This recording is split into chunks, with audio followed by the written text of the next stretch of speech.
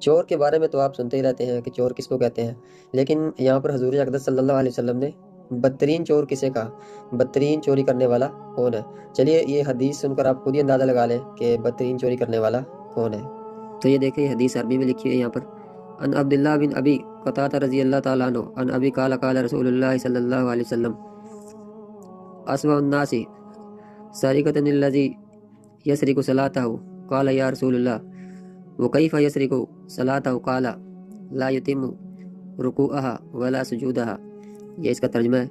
نبی اکرم صلی اللہ علیہ وسلم کا ارشاد ہے کہ بدترین چوری کرنے والا وہ شخص ہے جو نماز میں سے بھی چوری کر لے۔ صحابہ رضی اللہ تعالیٰ نے عرض کیا، یا رسول اللہ نماز میں سے کس طرح چوری کرے گا؟ ارشاد فرمایا کہ اس کا رکوع اور سجدہ اچھی طرح سے نہ کرے۔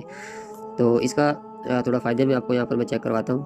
فائدے میں کیا لکھا ہے کہ بہت سی حدیثوں میں وارد ہوا ہے کہ اول تو چوری خود ہی کس قدر ذلت کی چیز ہے، اور چور کو کیسی حقارت سے دیکھا جاتا ہے۔ پھر چوری میں سے بھی اس حرکت کو بدترین چوری ارشاد فرمایا ہے کہ رکوع سجدہ کو اچھی طرح نہ کرے۔ حضرت ابو درداء رضی اللہ تعالیٰ عنہ فرماتے ہیں کہ ایک مرتبہ حضور اقدس صلی اللہ علیہ وسلم نے آسمان کی طرف نگاہ اٹھائی اور ارشاد فرمایا کہ اس وقت علم دنیا سے اٹھ جانے کا وقت ہے، یعنی کہ وقت ہے۔ حضرت زیاد رضی اللہ تعالیٰ عنہ کیا کہتے ہیں؟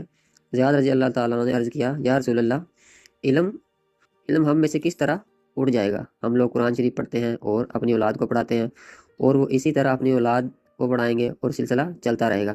حضور صلی اللہ علیہ وسلم نے ارشاد فرمایا، میں تو تجھے بڑا سمجھدار خیال کرتا تھا، یہ یہود و نصارہ بھی تو تورات انجیل پڑھتے پڑھاتے ہیں، پھر کیا ہوا، کیا کارآمد ہوا؟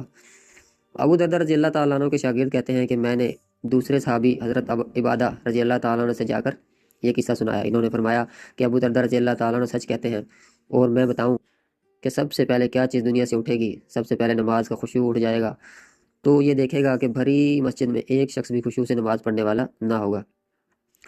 حضرت حذیفہ رضی اللہ تعالیٰ عنہ جو حضور صلی اللہ علیہ وسلم کے رازدار کہلاتے ہیں، وہ بھی فرماتے ہیں کہ سب سے پہلے نماز کا خشوع اٹھایا جائے گا۔ ایک حدیث میں آیا ہے کہ حق تعالی شانو اس نماز کی طرف توجہ ہی نہیں فرماتے جس میں رکوع سجدہ اچھی طرح نہ کیا جائے۔ ایک حدیث میں ارشاد نبوی ہے کہ آدمی 60 برس تک نماز پڑھتا ہے مگر ایک نماز بھی قبول نہ ہوگی، کہ کبھی رکوع اچھی طرح کرتا ہے تو سجدہ پورا نہیں کرتا، سجدہ کرتا ہے تو رکوع پورا نہیں کرتا۔ تو حدیث آپ نے سنی، آپ اندازہ لگا سکتے ہیں کہ حضور اقدس صلی اللہ علیہ وسلم نے کس قدر نماز میں جو رکوع اور سجدہ صحیح طریقے سے نہیں کرتا اس کو کیسے بدترین چور کہا گیا ہے، اور اللہ تعالیٰ بھی اس بندے کی طرف توجہ ہی نہیں کرتے جو نماز صحیح طریقے سے نہیں پڑھتا، اور اگر وہ سجدہ صحیح کرتا ہے تو رکوع صحیح نہیں کرتا، اور رکوع صحیح کرتا ہے تو سجدہ صحیح نہیں کرتا۔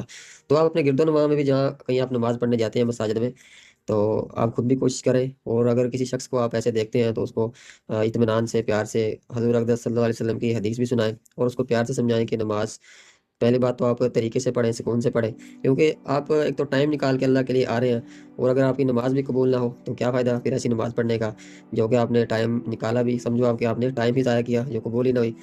اللہ تبارک و تعالیٰ مجھے اور آپ کو بھی خوشی و خضوع کے ساتھ نماز پڑھنے کی توفیق عطا فرمائے۔